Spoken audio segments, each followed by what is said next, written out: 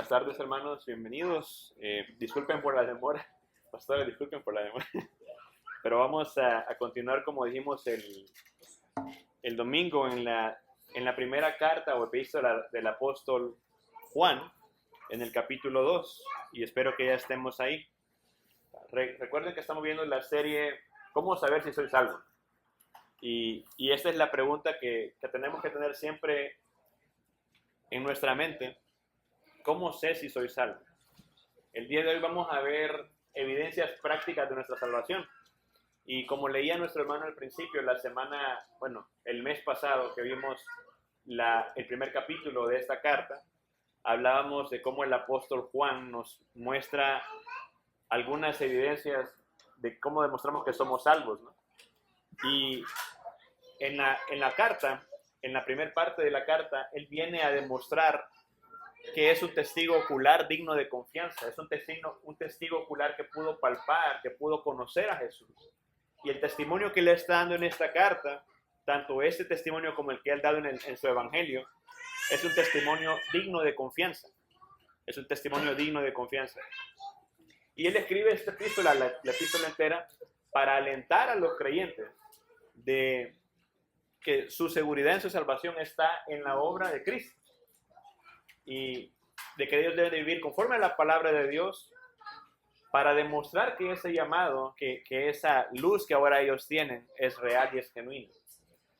El día de hoy vamos a empezar una sección que para mí es difícil realmente expresar, porque hay varias como detalles que si no estamos atentos, si no tenemos un conocimiento de la Biblia un poquito más amplio de lo que debiéramos, al leer la carta por sí sola tal vez no logramos entender todo, así es que a lo mejor van a salir preguntas, voy a hacer mi mejor esfuerzo en contestarlas, pero si no, aquí están los pastores, ¿verdad? Tenemos la confianza que cualquier cosa nos van a ayudar ellos ahí. Así es que este día vamos a ver el papel de la obediencia, de la permanencia y del amor como características necesarias para demostrar o para dar evidencia de nuestra salvación. Y vamos a empezar en el versículo 1 del capítulo 2. Dice: hijitos míos, estas cosas os escribo para que no pequéis. Y si alguno hubiere pecado, abogado tenemos para con el Padre, a Jesucristo el justo. Vamos a orar, hermanos, ¿te parece? Padre, te damos gracias por tu palabra es verdad.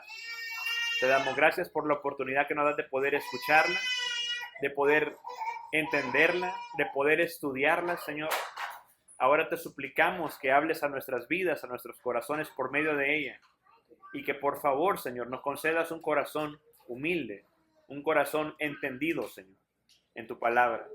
Permítenos, Padre Santo, por la misericordia tuya, que estas verdades que están en tu palabra no solamente sea conocimiento o información que adquiramos, sino que lo podemos poner en práctica al salir de este lugar, Señor. Y si hay un área en la cual hemos pecado o estamos pecando y debemos de abandonar, Señor, que este día tu Espíritu Santo ponga en nosotros ese deseo para abandonar toda clase de práctica que ofenda tu nombre, Señor. Permítanos vivir vidas agradables delante de ti y que esta palabra, Jesús, que va a ser enseñada en este día, transforme todos nuestros corazones en el nombre de Jesús. Amén. Entonces, hermanos, leímos ahorita el versículo 1, dice: hijitos míos, estas cosas os escribo para que no pequéis. Y si alguno hubiere pecado, abogado tenemos para con el Padre, a Jesucristo el justo. El primer punto que quiero que veamos es una verdadera permanencia en Cristo. Una verdadera permanencia en Cristo. Y vamos a ver lo que nos lleva a permanecer en Cristo. En el capítulo 2, versículo 1 dice: hijitos míos, esas cosas os escribo para que no pequéis. Notemos el tono del apóstol Juan diciendo hijitos. Este es un tono que tiene que ver con la ternura de un padre hacia sus hijos. Y tanto tiene la ternura, pero también tiene la autoridad de decir hijitos. Y lo que está diciendo el apóstol a continuación va a ser algo que tiene ese sentido de ternura, pero también autoridad. Y de igual manera podemos pensar en nuestros pastores, ¿no? Nuestros pastores, en cierta medida, cuando ellos hablan, cuando ellos enseñan la palabra, cuando ellos nos instruyen, también tienen ese sentir de ser como nuestros padres espirituales. No solamente se encargan de enseñarnos, pero también velan por nuestras almas. Igualmente el apóstol aquí está diciendo: hijitos míos, Les escribo estas cosas, y note esta palabra, para que no pequéis. Cuando veamos la preposición para, esa palabrita para nos indica propósito. Nos indica propósito. Y de hecho deberíamos de leerla de continuo con el versículo 10 del capítulo 1. Recordemos que las divisiones de capítulos y versículos en la Biblia se han añadido como ayudas para facilitar la localización de los versículos y de las frases, ¿no? Pero realmente la Biblia se lee de continuo. Entonces aquí lo que estamos haciendo, estamos continuando lo que el apóstol ya dijo, y él está diciendo, les escribo estas cosas para, y aquí viene el propósito, que no pequéis. Que no pequéis. Y hermanos, ¿qué propósito más grande, hermanos? Yo les tengo una pregunta. ¿Qué significa pecar? ¿Alguien me puede...? Desobedecer la palabra de Dios. Desobedecer la palabra de Dios. ¿Qué más? ¿Qué más significa pecar? Romper la ley. Romper la ley, correcto. ¿Qué más significa pecar?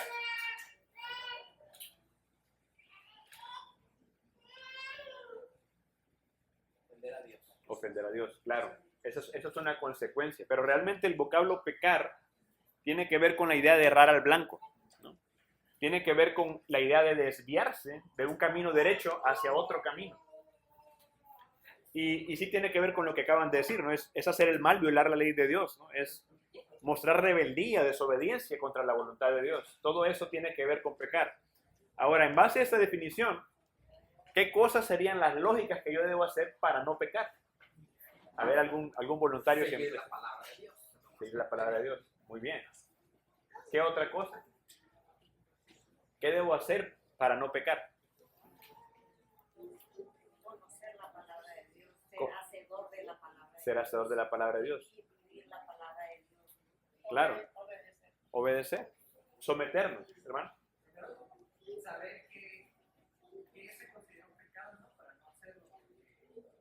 Podemos estar pecando. Exacto, exacto.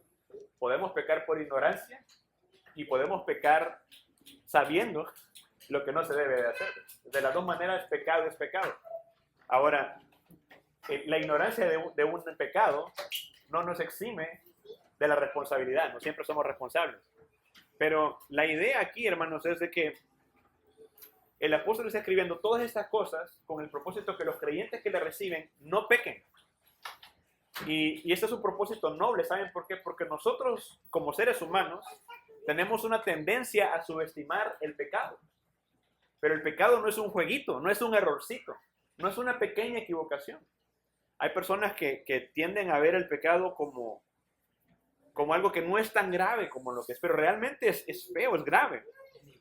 Exacto, no lo debemos de tomar a la ligera. Tampoco pensemos que porque Cristo ya pagó por nuestros pecados, estamos libres para hacer lo que queramos. La idea de este pasaje precisamente es prevenirnos de pensar de esa manera. O sea, que al leer lo que el apóstol está diciendo aquí, procuremos no pecar y no practicar el pecado. Y esa es la idea. Ahora, no debemos de diluir ni de suavizar los efectos del pecado, pero continuamos viendo el versículo 1, dice, hijitos míos, estas cosas os escribo, para que no pequéis, y si alguno hubiere pecado, abogado tenemos para con el Padre a Jesucristo el justo.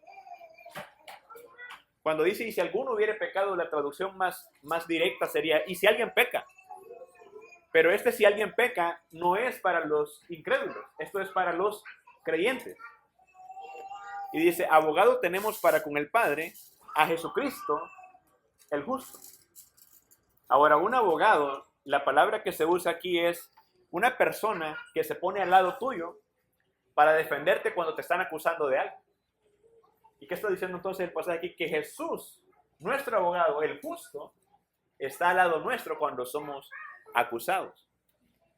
Ahora, para ilustrar este punto, pensemos que nosotros estamos en un tribunal. Y en ese tribunal el juez perfecto de toda la tierra, que es Dios el Padre, está ahí. Y en el banquillo de los acusados estás tú y estoy yo, con toda la evidencia en nuestra contra, y somos culpables. Del lado acusador tenemos a Satanás, que no deja de decir cosas en contra de nosotros. Pero al lado nuestro tenemos al abogado más perfecto, más justo que hay, a Jesucristo. Entonces, esta es la imagen aquí. Y esto tiene que causarnos alegría, hermano. ¿Saben por qué? Porque el abogado que tenemos nunca ha perdido ningún caso. El abogado que tenemos al lado nuestro está defendiéndonos a capa y espada. Y nos tiene que pensar, nos hacer pensar de esta manera. Si el mundo nos acusa, si tu familia, tus amigos, tus compañeros, la misma culpa del pecado y el diablo están diciendo cosas en contra tuya, su justicia, la justicia de Cristo, está defendiéndote. Eso es lo mejor que nos puede pasar. Y a veces, hermanos, el mundo o a veces los mismos cristianos podemos entre nosotros acusarnos de cosas y hacernos sentir que somos culpables y que somos inferiores. Pero debemos reconocer que nuestro pecado es cierto, es real, como aprendimos en el versículo anterior. Nuestros pecados ahí están, no los podemos negar, debemos de reconocerlos. Pero también debemos de reconocer que el abogado que tenemos es un abogado poderoso y él es nuestro ayudador. Y la palabra abogado también significa ayudador. Ahora, vamos a ver en Hebreos capítulo 7. Vamos a Hebreos capítulo 7 y no perdamos Primera de Juan 2. Pero en Hebreos 7 se nos ilustra un poquito más este punto. Hebreos 7, 22.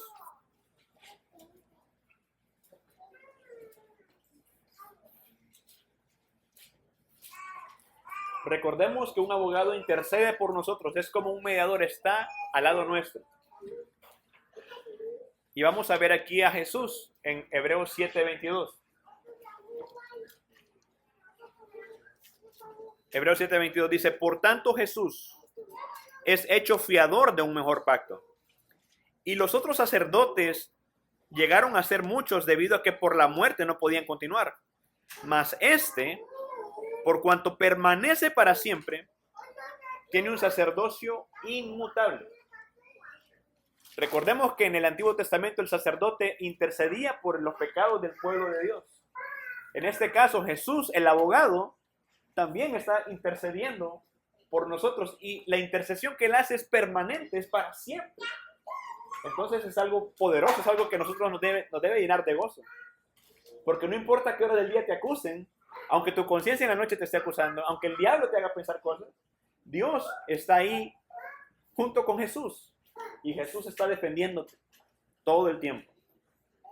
Entonces, hermanos, eso hace que Jesús sea un abogado tan poderoso. Ahora, regresemos por favor a Juan, Primera de Juan, capítulo 2, vamos a ver el versículo 2. Dice, versículo 2. Y Él es la propiciación por nuestros pecados. Y no solamente por los nuestros, sino también por los de todo el mundo.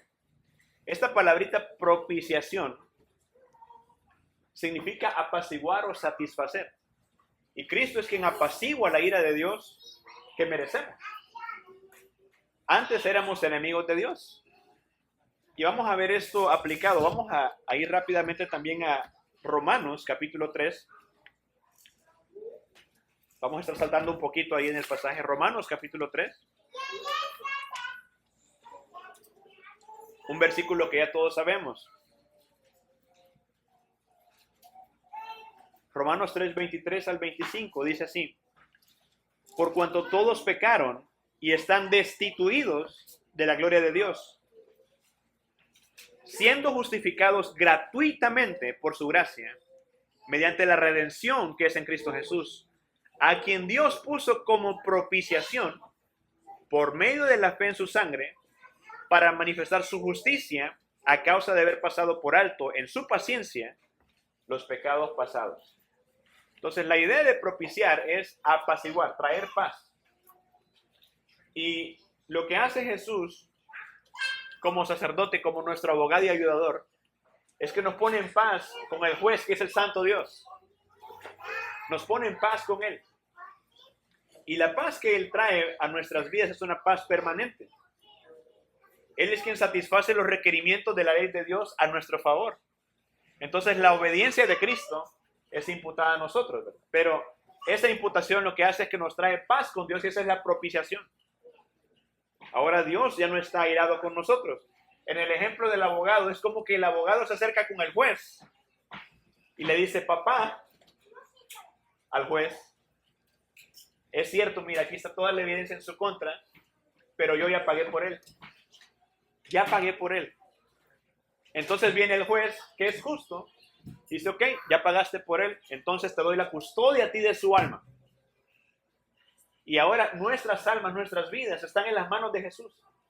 Hemos sido defendidos de la culpa del pecado por el sacrificio propiciatorio de nuestro Señor Jesucristo. Eso es lo que ha pasado. Eso es algo bello, hermano. Entonces, aquí en este tribunal, un comentarista hace la siguiente comentario y dice, notemos que hay dos voces en el tribunal. Está la voz de Satanás acusándote y está la voz del abogado defendiéndote. La voz de Satanás te acusa para destruirte, para que te alejes de la comunión con Dios, para que dejes de ser cristiano. Te mete ideas en la cabeza diciéndote, ¿sabes qué? El juez no te va a perdonar. No puedes salir de ese tribunal con las manos limpias. Te hace pensar que el hecho de que hayas pecado es algo irreversible y que jamás vas a poder cumplir la ley de Dios. Por eso cuando salimos a evangelizar, muchas personas están con la cabeza agachada, pensando que Dios no puede perdonar sus pecados, o pensando que ellos no van a poder cumplir las demandas de Dios. Y es cierto, humanamente no podemos cumplir las demandas de Dios.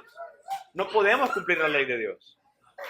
Pero Cristo, nuestro abogado, en quien hemos puesto nuestra fe y nuestra confianza, a quien nos hemos entregado completamente, Él sí puede cumplir las demandas del Santo Dios. Entonces, hay esperanza, hermano. ¿Cuál voz queremos escuchar? ¿A qué voz le estamos poniendo más atención? ¿Estamos escuchando más la voz del acusador o la voz del abogado que nos defiende? Pensemos por un momento en eso, ¿no? Y especialmente, hermanos, como cristianos podemos sentirnos acusados por nuestra propia conciencia. Mientras más conocemos las doctrinas de la gracia, la depravación total, por ejemplo, ¿no? Vemos qué tan depravados estamos y necesitamos de un Salvador. Pero la voz de Cristo nos llama, hermanos, a que no nos rindamos. Nos dice, no te rindas, yo estoy contigo, yo ya pagué por ti.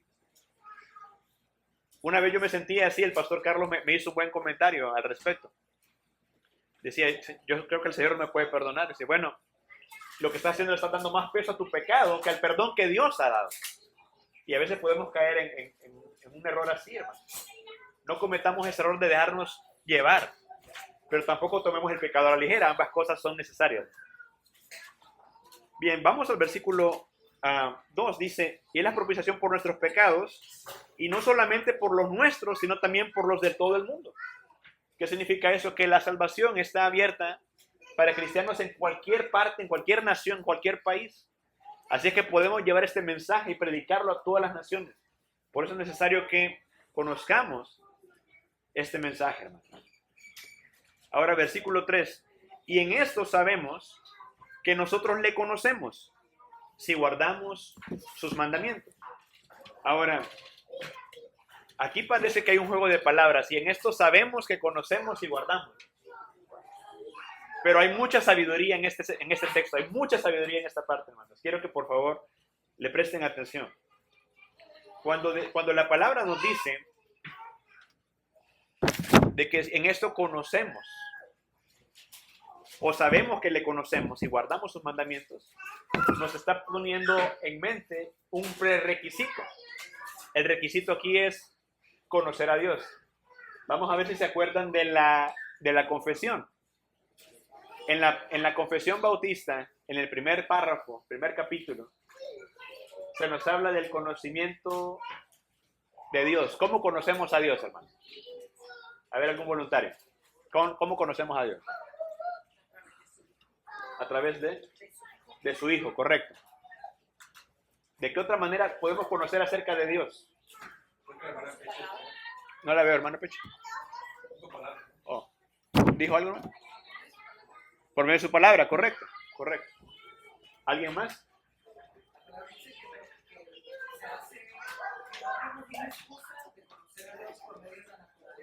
Muy bien, la naturaleza. Muy bien. Entonces, la naturaleza es lo que llamamos la revelación natural, ¿verdad? David le dice que los cielos cuentan la gloria de Dios, Salmo 19. Eso es lo que lo dice el primer párrafo de la confesión, pero también nos dice lo que la hermana y la otra hermana estaban diciendo, que conocemos a Dios, lo que llamamos la revelación especial de Dios, o particular de Dios, por medio de cómo Él se revela a sí mismo en su palabra. La diferencia es que en la revelación natural solo podemos conocer que Dios existe, acerca de Él, pero no sabemos cómo Él es íntimamente, cómo Él se revela a sí mismo. En cambio, en la revelación especial, Él revela su carácter, su voluntad y sobre todo su plan de salvación a la humanidad a través de nuestro Señor Jesucristo, como decía el hermano. Entonces, así conocemos a Dios y lo que dice el apóstol Juan es esto. Y en esto sabemos que nosotros le conocemos si guardamos sus mandamientos. Ahora, el conocer, hermanos, a Dios, como nos dice este pasaje, es un conocimiento íntimo, es un conocimiento cercano, es un conocimiento profundo. Y ese conocimiento profundo, íntimo, también es experiencial. Es algo que debemos de experimentar nosotros. O sea, no es mera información aquí en la cabeza, hermano. Es una experiencia real y tangible que transforma nuestro ser desde adentro y se demuestra cómo vivimos externamente. Eso es lo que el apóstol está diciendo. O sea, lo que tienes aquí está aquí en tu corazón, pero ¿cómo se demuestra? ¿Cómo sale? Y conocer a Dios es tener una relación íntima y personal con Él que logra un cambio profundo en nosotros. Y dicho cambio es una evidencia de nuestra salvación. Entonces, el conocimiento no es evidencia de salvación, sino el cambio que produce esa información. Esa es la evidencia de la salvación. Y si realmente conocemos de Dios, tenemos 3 tareas específicas, tenemos 3 responsabilidades como creyentes. La primera, hermanos, es conocer más profundamente a nuestro Dios. La segunda es vivir y aplicar diariamente lo que sabemos, lo que hemos aprendido acerca de Él. Y la tercera es enseñar fielmente quién es Él. Esas son 3 tareas específicas que tenemos nosotros como cristianos al venir a conocer a Dios. En otras palabras, hermanos, ser cristiano se nota, se echa de ver. Esta es una de esas cosas que separa a los creyentes verdaderos de los falsos. Y recordemos que en este punto, en este pasaje de la Escritura, el apóstol Juan está también defendiendo a los cristianos de herejes. Falsos cristianos que se están levantando en medio de ellos y que están desviándolos de la sana doctrina. Los están desviando hacia el docetismo, hacia herejías que tienen que ver con la persona de Dios, la persona de Cristo. Y lo que está diciendo aquí el apóstol es, estemos alertas, porque la persona que conoce a Dios lo demuestra. Ahora, en aplicación, hermanos, y esta es una aplicación que todos debemos de tomar en cuenta, es, pregúntense si yo que estoy aquí parado enfrente de ustedes, no les estoy enseñando alguna herejía, pero si lo que les estoy enseñando pertenece y corresponde a la palabra de Dios, gloria a Dios. Y no solamente vean lo que les enseño, por favor, miren cómo vivo. Evalúen mi manera de vivir. Porque de eso se trata, no se trata tanto qué digo o cómo soy para enseñar las cosas, sino que cómo estoy viviendo lo que estoy enseñando. Eso es el problema, hermanos.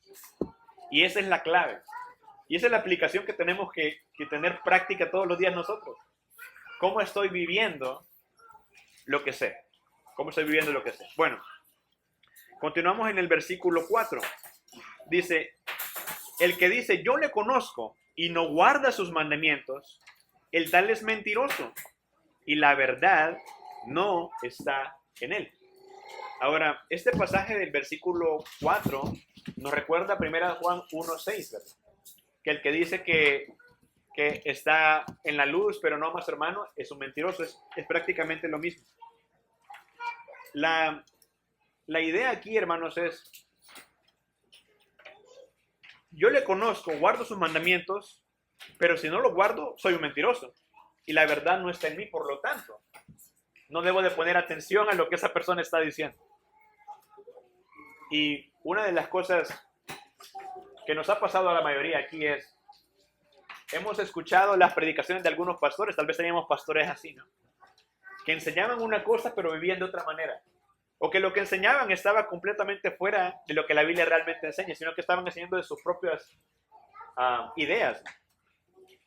Y encontramos una iglesia como esta, gloria al Señor, donde vamos versículo por versículo, destajando la palabra, conociéndola y absorbiéndola, y aplicándola adecuadamente, y nos salimos de iglesias así. Muchas personas se salieron de sus iglesias si realmente se esforzaran en conocer y ver que están guardando los mandamientos de Dios. Muchas personas salieron corriendo de sus iglesias. Y gloria a Dios que tenemos iglesias como esta donde sí podemos realmente vivir la palabra de Dios, conocerla pero vivirla. Vamos al versículo 5, dice, pero el que guarda su palabra, en este, verdaderamente el amor de Dios se ha perfeccionado. Por esto sabemos que estamos en él.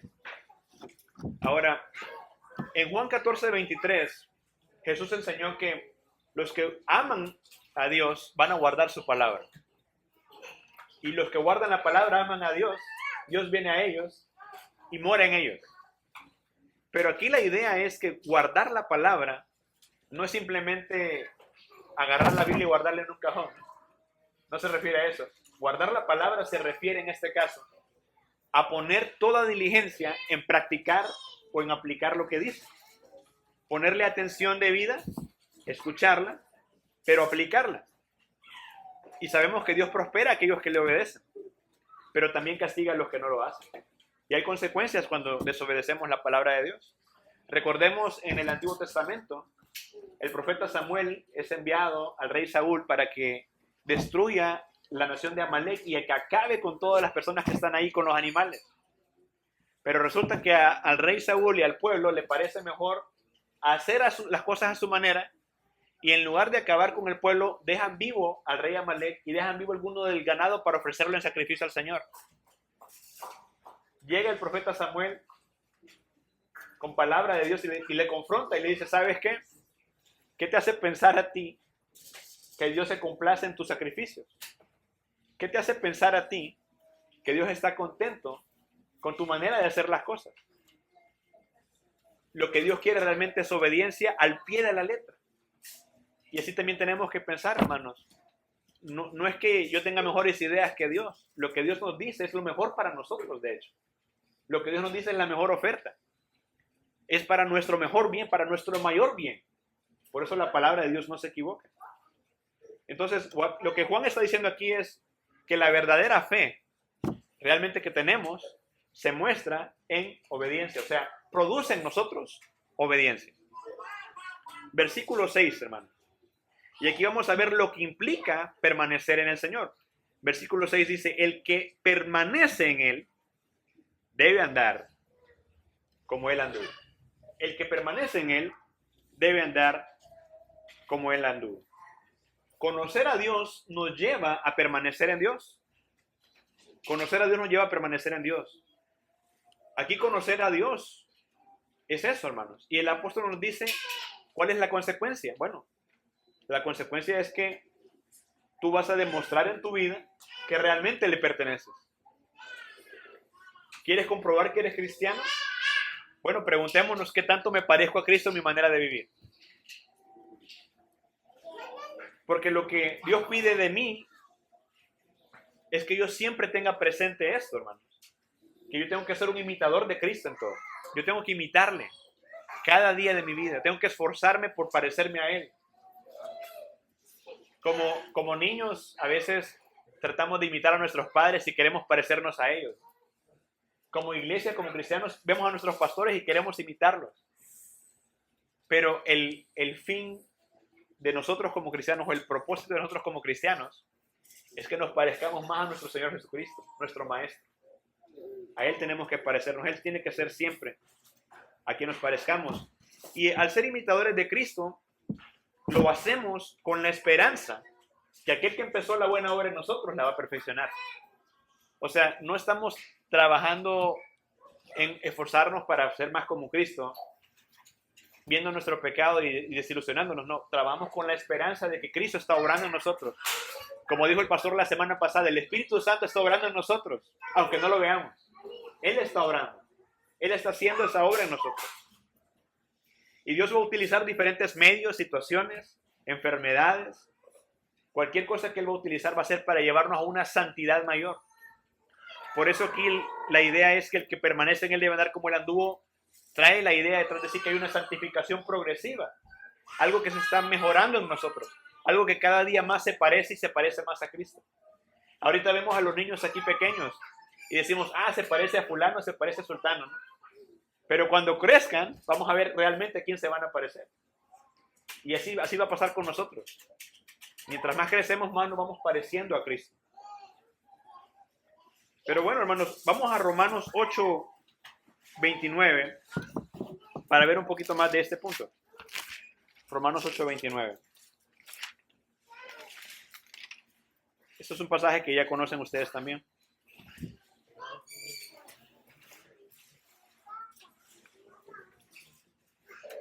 Dice, porque los que antes conoció también los predestinó para que fuesen hechos conforme a la imagen de su Hijo, para que Él sea el primogénito entre muchos hermanos. A los que predestinó, a esos también llamó. Y a los que llamó, a esos también justificó. Y a los que justificó, a estos también glorificó. Este proceso es un proceso progresivo, pero es seguro. Tiene promesa, hermanos. Dios nos va a ir perfeccionando y nos va a glorificar, nos va a sostener. Debemos de confiar en Él. Pero regresando a 1 de Juan 2:6, el que dice que permanece en Él debe andar como Él anduvo. También podemos pensarlo en esos términos. Como dijo Jesús, por sus frutos los conoceréis. Esa es otra manera de verlo, hermanos. Vamos al versículo 7, dice, hermanos, no os escribo mandamiento nuevo, sino el mandamiento antiguo que habéis tenido desde el principio. Este mandamiento antiguo es la palabra que habéis oído desde el principio. Sin embargo, os escribo un mandamiento nuevo, que es verdadero en él y en vosotros, porque las tinieblas van pasando y la luz verdadera ya alumbra. Estos dos versículos que acabo de leer, hermanos, nos dice que los que reciben esta carta habían recibido un mandamiento antiguo. Pero este mandamiento antiguo también tiene un aspecto en el cual es nuevo. El mandamiento antiguo nos dice el versículo 7 que es la palabra que habían recibido. O sea, todos los receptores de esta carta ya sabían ese mandamiento. Pero nos dice también el apóstol en el versículo 8 que este mandamiento es nuevo. Y le voy a explicar, voy a hacer mi mejor esfuerzo en explicarle esto. El mandamiento antiguo que hemos recibido todos como creyentes, que todo creyente debe saber, es amarás a Dios sobre todas las cosas y a tu prójimo como a ti mismo. Eso nos dice Levítico capítulo 19, versículo 18 y Deuteronomio 6, versículo 5, me parece, 5. Esos pasajes nos llevan a la esencia de lo que es ser cristiano, amar a Dios y a nuestro prójimo. Todos los creyentes, no importa la edad que tengan, bien, tienen que tener eso en mente. Eso es el mensaje que todos recibimos desde el principio. Y ese es el mensaje por el cual todos estamos conscientes que no podemos cumplir perfectamente. Genuinamente sí, pero no perfectamente. Especialmente como cristianos. Ahora, ¿en qué aspecto este mandamiento es nuevo? El Señor Jesús dijo en Juan 13:34 que el mandamiento nuevo que Él les daba era de que nos amáramos unos a otros. Ahora, este mandamiento es nuevo en el sentido de que cuando Cristo se reveló a sí mismo, que vino a la tierra, Él demostró verdaderamente, perfectamente, de una manera fresca, lo que es dar su vida por otras personas. El amor más grande, el amor sacrificial más perfecto que existe. Ese amor jamás se había visto en la historia. Jamás se había conocido que Dios mandara a su propio Hijo y lo matara por la humanidad. Jamás. Pero ese amor es el mismo amor que Dios siempre ha tenido desde el Antiguo Testamento. O sea, es antiguo en ese aspecto, pero es nuevo cuando lo vemos revelado más claramente y más profundamente y más perfectamente en la persona de nuestro Señor Jesucristo. Y nos dice el apóstol que no les escribe un mandamiento nuevo, sino que es un mandamiento antiguo. Pero sin embargo les escribe un mandamiento nuevo que es verdadero en Él y en vosotros. Porque las tinieblas van pasando y la luz verdadera ya alumbra. Ahora, para el creyente, que lee estas cosas no se debe de ver a sí mismo como un creyente que está en tinieblas. Estar en tinieblas significa estar en tu vida pasada. Lo que la Biblia nos enseña, hermanos, es de que ahora nosotros podemos vernos como hijos de luz. Que de hecho la luz de Cristo ya alumbra en nuestros corazones. ¿Cómo sabemos eso? Vamos en nuestras Biblias a Romanos capítulo 13.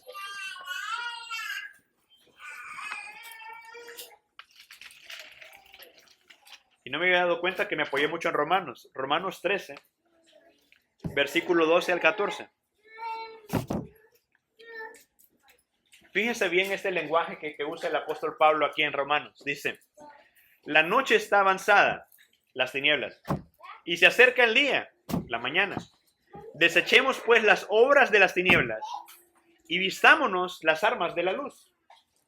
Andemos como de día honestamente, no en glotonerías y borracheras, no en lujurias y lascivias, no en contiendas y envidia, sino vestíos del Señor Jesucristo y no proveáis para los deseos de la carne. Aquí, para el creyente, ya es de día, estamos en la luz, las tinieblas ya pasaron. Ya no tenemos por qué regresar a vivir la manera que vivíamos antes. Ya tenemos que abandonar esa vida, hermano. Y que nos dice la palabra que nos vistamos de las armas de luz, de la palabra, la oración, la fe, los medios de gracia. A eso se refiere, hermanos. Entonces, el pasaje aquí que nos está diciendo que amemos a los hermanos, que recordemos este mandamiento antiguo y que la luz ya brille en nosotros, es vivamos de una manera digna del llamado que ahora tenemos en Cristo. Ahora, la luz verdadera que es Cristo ya alumbra en nosotros. Sigamos adelante perseverando en Dios. Pero vamos a ver el versículo 9. Regresemos a 1 de Juan 2, versículo 9. Dice, el que dice que está en la luz y aborrece a su hermano, está todavía en tinieblas. En tinieblas. Ahora, el que dice que está en la luz y aborrece a su hermano, está en tinieblas. ¿Qué significa la palabra aborrecer, hermanos? No querer. No querer. Muy bien. Otro sinónimo de esa palabra. Odiar. ¿Perdón? Odiar. Odiar, correcto. De manera más gráfica es dar asco, vomitar. Pero de manera aplicada, hermanos, de manera aplicada en nosotros aquí en este lado del mundo, para nosotros aborrecer es ser indiferentes, ser fríos, ¿no? Es no tomarle atención a las cosas. Es despreciar, es ignorar. Y la solución es fácil a este problema, hermanos. La solución es arrepiéntete. Arrepiéntete. Porque lo que Dios pide de nosotros es que amemos a los hermanos y no que los aborrezcamos. Y hermanos, yo tengo una pregunta aquí en aplicación. ¿Cuántas veces hemos sido indiferentes nosotros a nuestros hermanos? ¿Cuántas veces hemos despreciado la comunión unos con otros? ¿Cuántas veces, hermanos, vemos a un hermano allá en la esquina y le sacamos la vuelta? Espero que no pase en la iglesia, yo no he visto a nadie. Pero si ese es el caso, analicemos en nuestro corazón, porque lo que la Biblia nos dice aquí es que si aborrecemos a nuestro hermano, estamos en tinieblas. Todavía estamos en tinieblas. Es algo grave, hermanos. A veces aborrecemos a los hermanos y pensamos de que no les duele. Pensamos de que no se dan cuenta. Pensamos de que, pues me va a perdonar, ¿no? No, hermanos, no se trata que voy a saludar a cada hermano. A veces me voy a pasar de largo, se me va a olvidar de saludar a alguien. Pero voy a esforzar a ser genuino, a demostrar un amor verdadero, hermano. Un amor constante. Y preguntémonos, hermanos, como iglesia, ¿nos llamamos unos a otros para ver cómo estamos? Preguntamos, hermano, ¿cómo te fue esta semana? ¿Estamos pendientes de nuestro crecimiento? ¿De nuestras necesidades como cristianos? No solamente en eso, hermanos. Pensemos en nuestros pastores. Pensemos en nuestra iglesia local. Preparar un mensaje de este tipo toma tiempo, hermano. Y cuando nuestros pastores se matan estudiando, se queman las pestañas leyendo libros, y nosotros como cristianos ni siquiera nos paramos aquí ni siquiera nos asomamos por la puerta para ver qué nos van a enseñar. Ellos se esfuerzan por traernos el pan y nosotros a veces somos ingratos. Hermanos, estamos menospreciando eso. Y eso es para nuestra vergüenza. ¿Y saben qué da vergüenza, hermanos? A veces la gente del mundo trata mejor a su prójimo que nosotros. A veces hay gente allá afuera en el mundo que tal vez son amigos no creyentes que nos tratan con un amor tan genuino y tan legítimo que deja en vergüenza a los cristianos. Como cristianos deberíamos de estarnos procurando unos a otros. Este pasaje, hermanos, a mí me pegó fuerte. Y créanme, hermanos, que no lo estamos cumpliendo. Se los aseguro. No lo estamos cumpliendo como debieran. Pero como no lo estamos cumpliendo, nos tiene que traer convicción el Espíritu Santo. Y este día algo tiene que cambiar, hermanos. Algo tiene que cambiar. En el nombre del Señor Jesús, algo tiene que cambiar. Realmente. Versículo 9. Nuevamente leamos. Dice, el que dice que está en la luz y aborrece a su hermano está todavía en tinieblas. Veamos el 10. El que ama a su hermano permanece en la luz y en él no hay tropiezo. Quiero llevarlos a un ejemplo que ayer me gustó muchísimo. También en Romanos capítulo 16. Romanos 16. Y yo quiero que noten el lenguaje del apóstol Pablo. Es un lenguaje ejemplar, hermano. 16, capítulo 16. Vamos a ver versículos. Ahorita les digo, creo que vamos a ver el 3, el 6. Sí, vamos a ver el 3. Del 3 al 6 vamos a leer. Dice, saludad a Priscila y Aquila, mis colaboradores en Cristo Jesús. Fíjense bien el versículo 4. Que expusieron su vida por mí, a los cuales no solo yo doy gracias, sino también todas las iglesias de los gentiles. Versículo 5. Saludad también a la iglesia de su casa. Saludad a Epeneto, amado mío, que es el primer fruto de Acaya para Cristo. Saludad a María, la cual ha trabajado mucho entre vosotros. Y si usted lee el versículo 8, saludad a Amplias, amado mío en el Señor. Fíjense el lenguaje, el apóstol Pablo está diciendo, el hermano fulano, mi amado, la hermana fulana, mi amada. Este hermano dieron su vida por mí. Esto es como se ve aplicado este pasaje, el versículo 10. Ahora veamos la otra mitad. Versículo 17 dice, mas os ruego, hermanos, que os fijéis en los que causan divisiones y tropiezos en contra de la doctrina que vosotros habéis aprendido y que os apartéis de ellos. Porque tales personas no sirven a nuestro Señor Jesucristo, sino sus propios vientres, y con suaves palabras y lisonjas engañan los corazones de los ingenuos. Ahora, el apóstol Pablo está demostrando dos cosas aquí. En primer lugar, que hay un amor genuino de los cristianos con los que él se conllevaba hacia él. Un amor genuino y verdadero. Y preguntémonos nosotros como cristianos, ¿qué estamos haciendo como iglesia para procurar el avance y el crecimiento de nuestros hermanos dentro de la iglesia? En primer lugar. En segundo, ¿cómo estoy aportando al avance del evangelio de la obra de nuestra iglesia local? ¿Cómo estoy apoyando la predicación de los pastores, por ejemplo? ¿Cómo estoy apoyando, ahorita hay áreas de necesidad en la iglesia, cómo apoyan las necesidades de servicio en la iglesia? Pero también veamos el otro lado. Un cristiano que ama a su hermano no le sirve de tropiezo.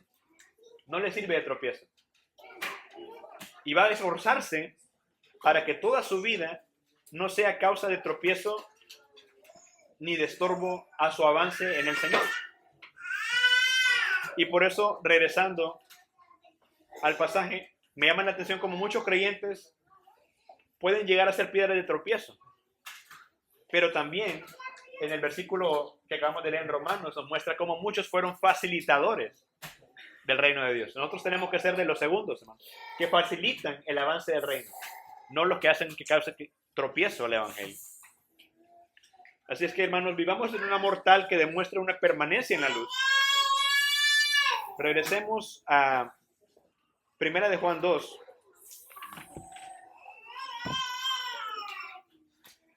Versículo 11 dice, pero el que aborrece a su hermano está en tinieblas y anda en tinieblas y no sabe a dónde va porque las tinieblas le han cegado los ojos. El hermano que anda en tinieblas, prácticamente lo que dice aquí es que no tiene seguridad de su salvación. No tiene seguridad de su salvación. Andar en tinieblas es andar sin Cristo, hermanos. Y también es andar sin sabiduría. ¿Saben por qué? Porque cuando nosotros aborrecemos a nuestros hermanos y después necesitamos un favor de ellos, ¿con qué cara nos vamos a presentar cuando los hemos tratado como un incrédulo? ¿Cómo me voy a presentar a esperar ayuda de los hermanos si yo mismo los trato a ellos peor que un incrédulo?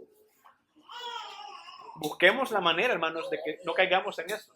Y esto puede que no pase en nuestra iglesia, tal vez son con hermanos de otras iglesias. Pero igual llevémonos bien como hermanos, procuremos lo mejor para nosotros, entre nosotros. No sirvamos de estorbo o de tropiezo a nadie. Y seamos sabios. Por otro lado, hermanos, en el contexto que estamos viendo aquí, aborrecer al hermano es no vivir en el mandamiento del Señor, ¿verdad? El mandamiento que hemos recibido al principio, que es amar a Dios y amar a nuestro prójimo, estamos no viviendo en ese mandato cuando aborrecemos a nuestro hermano. Y por lo tanto hay una ceguera espiritual que no nos permite ver o estar seguros de nuestra salvación. Vamos a ver más cómo es que esto funciona en el capítulo 3, hermanos. Pero permanecer en Dios entonces implica conocerle y vivir guardando el mandamiento de amar a los demás. Así que aunque hablé de estas cosas, no perdamos de vista el propósito de que tengamos seguridad de salvación y, como dice el versículo 1, que nos abstengamos del pecar, ¿verdad? Que no pequemos. Ahora, vamos, hermanos, a ver un pequeño ejemplo de esto, ¿no? Piensen en los que están casados, obviamente, ¿no? Piensen en sus esposas.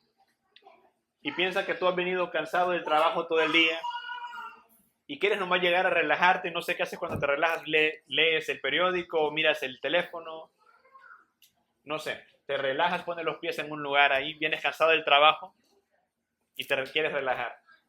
Pero de repente viene tu esposa y empieza a preguntarte, mira cómo te fue y todo eso, y tú, me fue bien, sí, me fue a gusto. Y mira, fíjate que hice tal y tal cosa con mis amigos y hice esto para cocinar y me pasó esto en el mall y lo que sea. Y te empiezas a enojar. Y empiezas a pensar, bueno, este es mi tiempo de descanso, dame chance de descansar un ratito, de tener un rato de paz. Hermanos, nuestras esposas también son nuestras hermanas. Y obviamente si son nuestras hermanas, nuestro suegro es el Señor Jesús.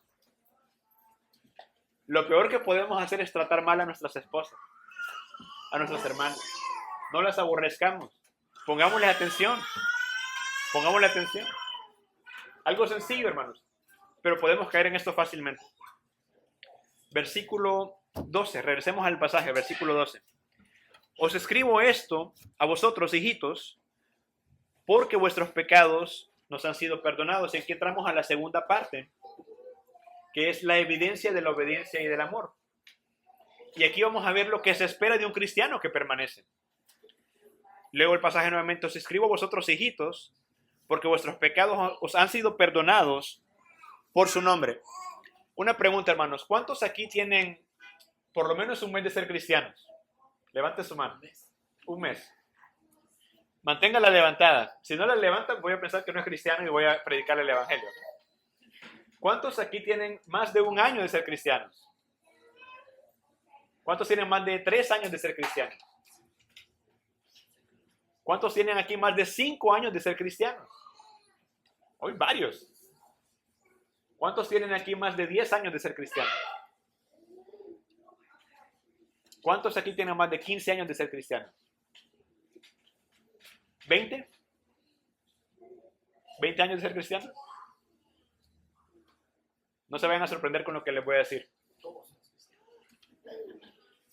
¿Más de 30 años? No, es cierto. Yo todavía no, pero no sé. ¿Alguno de ustedes más de 30 años de estar en el Señor? Toda mi vida desde que Dios me escogió. No, pero desde que fue llamado eficazmente, hermano. Desde que fue llamado eficazmente. Recuerde que antes usted estaba en tinieblas.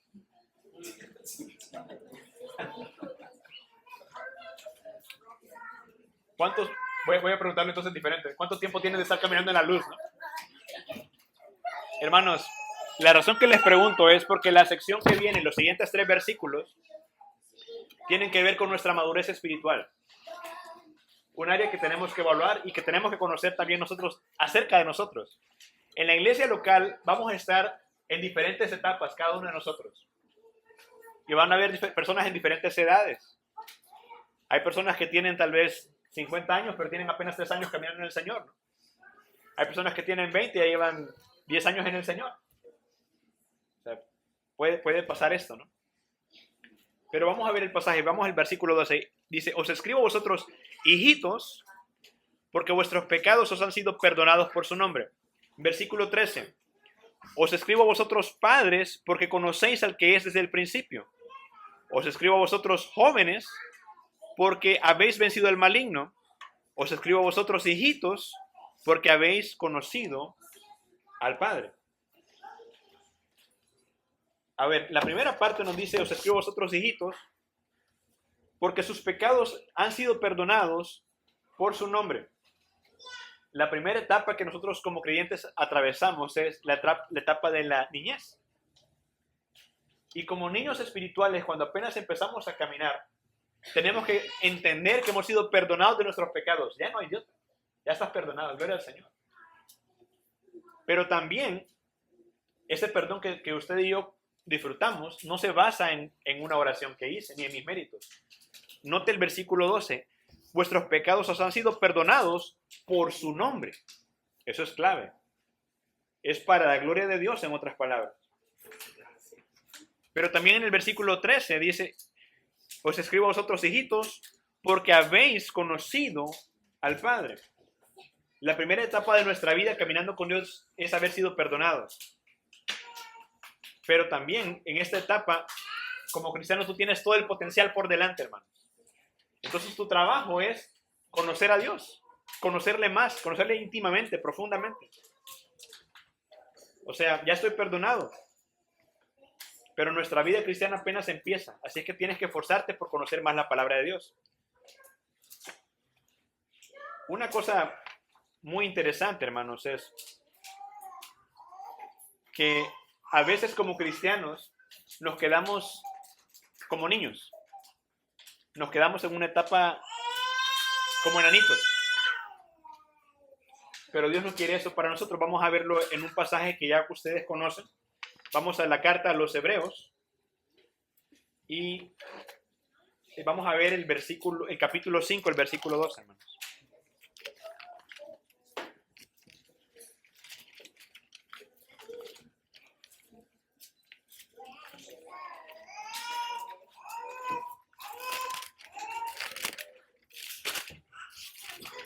Hebreos 5:12 dice, por tanto, debiendo ser ya maestros, después de mucho tiempo tenéis necesidad de que se os vuelva a enseñar cuáles son los primeros rudimentos de las palabras de Dios, y habéis llegado a ser tales que tenéis necesidad de leche y no de alimento sólido. Y todo aquel que participa de la leche es inexperto en la palabra de justicia, porque es niño. Esa es la etapa del niño.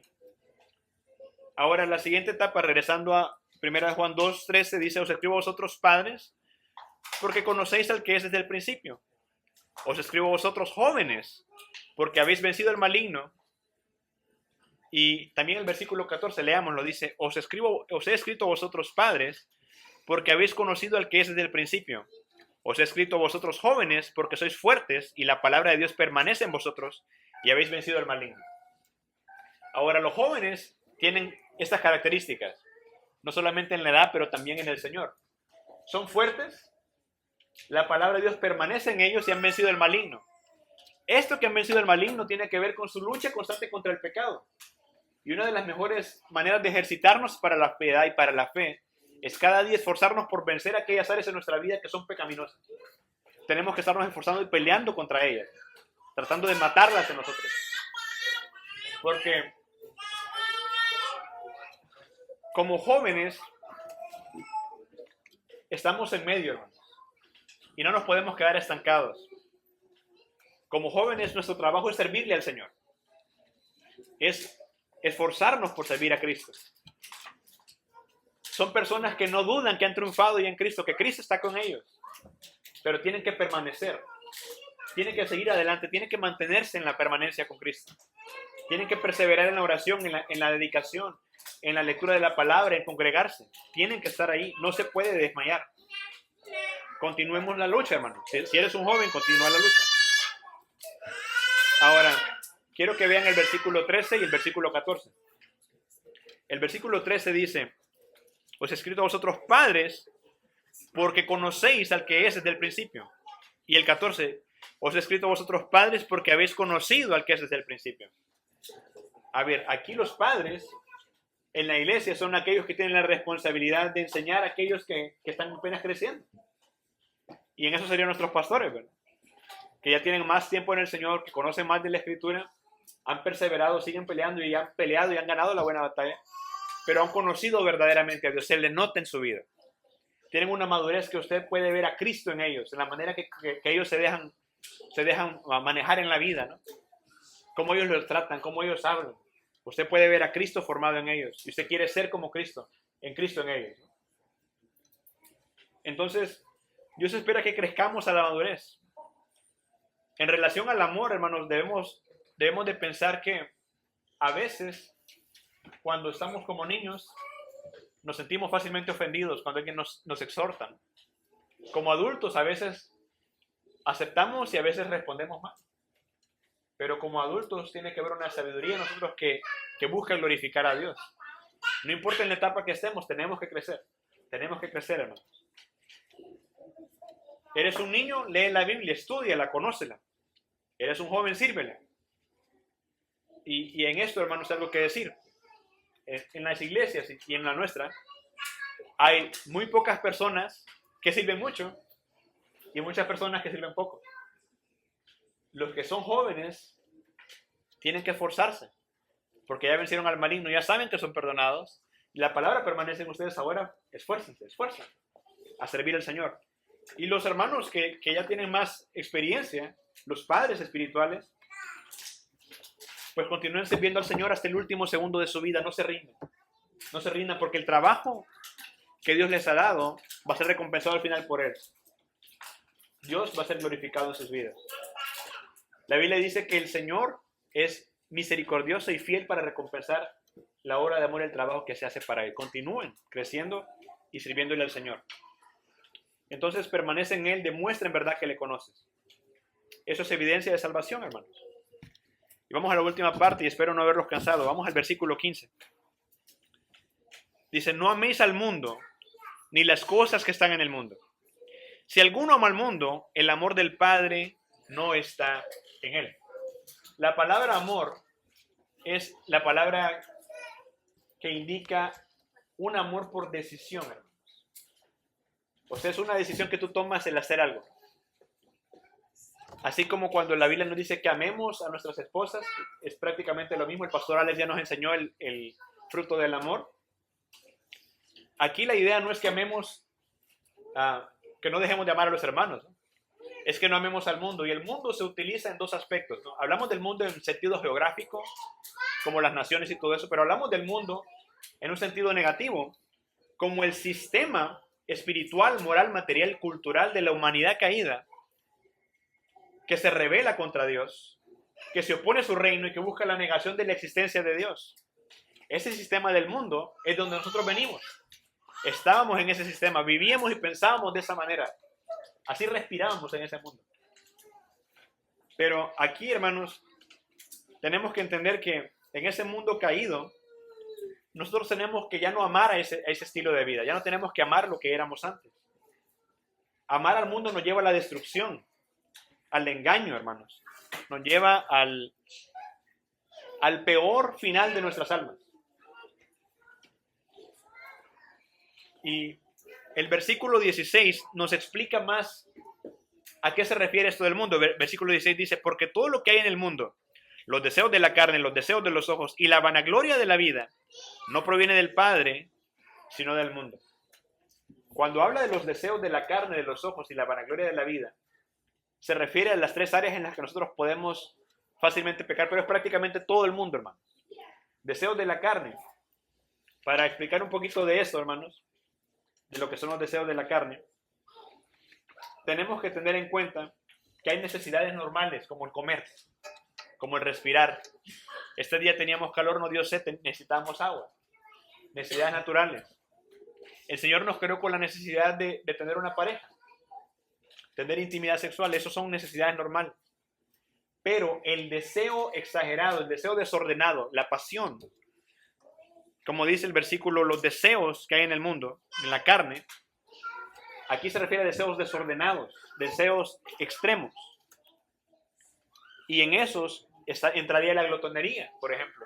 Ese es el deseo extremo de comer. La borrachera, de tomar cosas. La fornicación, el adulterio, las orgías, todas esas van incluidas en esta categoría. Y esos deseos naturales están ahí, hermanos, pero tenemos que hacer una distinción. Porque Dios quiere que no amemos esos deseos carnales que están en nuestra carne. Esos deseos carnales que nos llevan al placer, a la autosatisfacción, pero a destruir y aborrecer a nuestro prójimo. Esas son las características de los deseos de la carne. Otra característica es los deseos de los ojos. La Biblia dice que la lámpara del cuerpo es el ojo. Si mi ojo está contaminado, todo mi cuerpo está en tinieblas, dice la Escritura. La Biblia dice que hay personas, hermanos, cuyos ojos están llenos de adulterio y que no pueden dejar de pecar. Eso dice la Biblia en Primera de Pedro, capítulo 5. Sí, creo capítulo 5, creo yo. Hermanos, esto es algo que nos puede pasar a nosotros.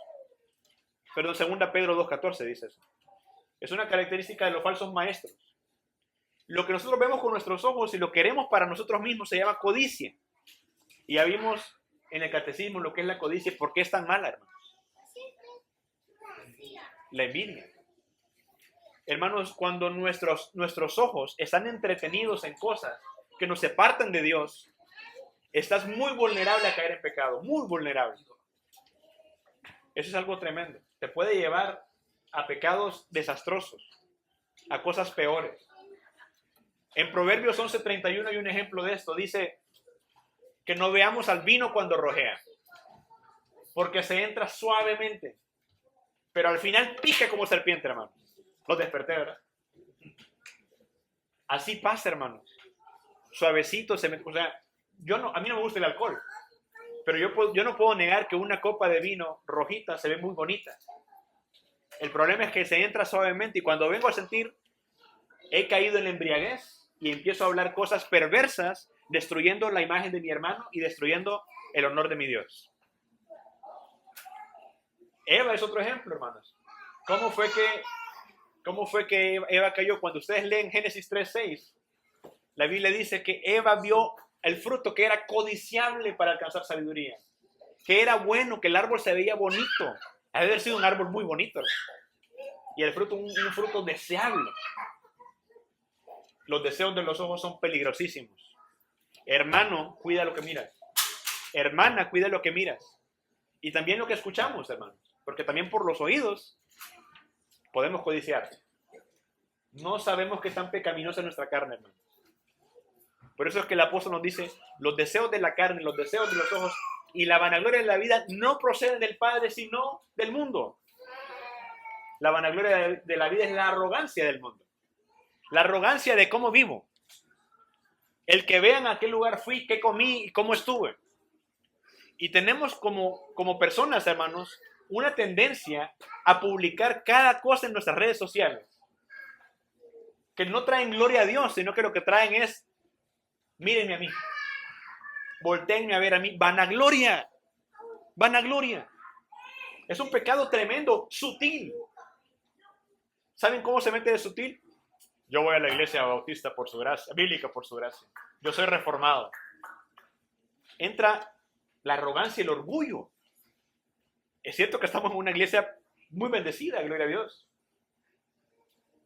Pero empezamos a agarrar orgullo. Yo soy reformado. Sí, yo leía a Jonathan Edwards Spurgeon. Queremos lucirnos. Hermanos, la vanagloria de la vida está ahí, es sutil. Es bien sutil. Pero tenemos que huir de ella, hermanos. Huyamos de este pecado. Huyamos de darnos la gloria a nosotros mismos. Recordemos como iglesia nuestro lema es soli deo gloria.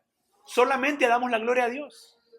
Lo único que el cristiano se puede gloriar. El único permiso que tenemos para gloriarnos es en la obra y la persona de nuestro Señor Jesucristo, nada más. Y si Dios te bendijo pudiendo ir a Disney, gloria a Dios. Y si Dios te bendijo pudiendo ir a otro país, gloria a Dios. Pero eso no es el todo de tu vida. Eso no es el todo de tu vida. Dale gloria a Dios. No busques tu gloria, busca la gloria de Él. No busquemos vernos mejor para el mundo. Busquemos vernos bien para Cristo. No busquemos estar saludables o tener una buena figura. La botellita de Coca-Cola, como dicen, ¿no? No, busquemos vernos bien para Cristo, sentirnos bien para Cristo, para servirle a Él, para la gloria de Él. ¿Por qué estamos hambrientos, hermanos, de ese deseo de reconocimiento? Porque amamos las cosas del mundo. Y por último, versículo 17. Esto debe ser, hermanos, lo que le pone al fin, lo que le pone el último clavo a nuestra carne. Y es esto, mire, dice: y el mundo pasa y sus deseos, pero el que hace la voluntad de Dios permanece para siempre. El que hace la voluntad de Dios permanece para siempre. El apóstol aquí nos recuerda lo vano, lo efímero y lo corto que son los deleites falsos del mundo. Hermano, el diablo nos está ofreciendo una alternativa sucia y barata. No nos dejemos llevar, hermanos, porque lo que Cristo tiene es muchísimo mejor. Muchísimo mejor. No hay nada que se compare con Cristo. No hay nada que se compare con Él. Pero tengamos en cuenta esto: lo que el mundo te ofrezca, por más bonito que se vea, es pasajero. Cualquier pasión que sea, es pasajera. Jamás va a poder llenar tu vida. Pero el que hace la voluntad de Dios permanece para siempre. El que hace la voluntad de Dios permanece para siempre. Entonces, para recapitular, hermanos, espero que no los haya asustado y espero que no les haya cansado. Pero recordemos que en primer lugar, hermanos, todos tenemos pecado, ¿cierto? Pero tenemos al abogado perfecto, que es Jesucristo el justo. Y una manera que podemos saber si somos salvos es si obedecemos a Dios. La obediencia es fruto de nuestra fe, recordemos eso. El que guarda su palabra permanece en Dios. Y permanecer en Dios es otra evidencia y responsabilidad de nosotros como cristianos. Pero también, hermanos, debemos de amar a nuestros hermanos y de no amar al mundo. No amar las cosas que están en el mundo ni en el mundo. Y debemos de rechazarlos, recordando que son cosas vanas y efímeras, por las cuales aquí se van a quedar en el mundo. Así es que con eso en mente vamos a orar y vamos a pedir al Señor que nos ayude en estas áreas, ¿les parece?